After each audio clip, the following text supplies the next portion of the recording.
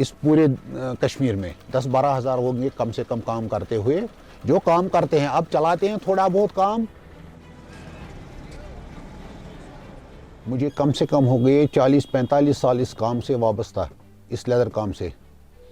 ہم لیدر کا کام کرتے تھے، بڑے شانیے پر کام کرتے تھے۔ دہلی میں ہمارا بزنس تھا اور 10-12 بندے کام کرتے تھے فیکٹری میں وہاں۔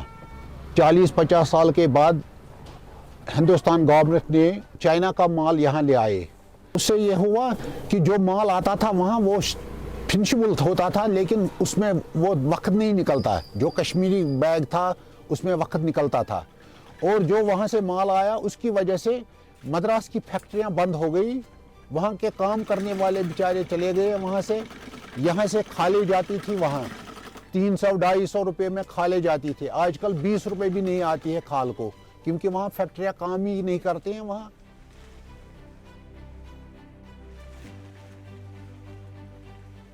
کافی جیکٹس بناتے تھے ہم 5 سال پہلے، تو اس میں آرڈر زیادہ آتا تھا، چلتا تھا بہت سارا مال۔ تو اس کی وجہ سے جو چائنا کے ساتھ انہوں نے معاہدہ کیا اس مال کا، تو اس کی وجہ سے ہماری کام بالکل بند ہو گئی۔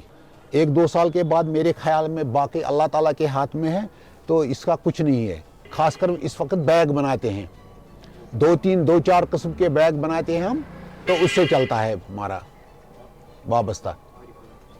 اس میں امبرائڈری ہوتی ہے، بیگوں میں امبرائڈری کرواتے ہیں ہم بیگ دیتے ہیں 110 روپے کا، ایک چھوٹا والا بیگ 3 زپر اس کو بولتے ہیں، 110، وہ وہاں سے آتا ہے 50 روپے میں۔ گاہک کیسے لے گا وہ؟ ہمارے آرڈرز ہوتے تھے زیادہ فارن کے ہی، یہاں وزٹرز لوگ آتے تھے دکانداروں کے پاس، وہ آرڈر دیتے تھے تو ہم بنایا کرتے تھے تو اور ان کو دیتے تھے۔ ان کا پسند تھا کشمیر کا، کیونکہ وہ بنتا ہی ویسا تھا، ان کا فارن میں ویسا نہیں بنتا تھا۔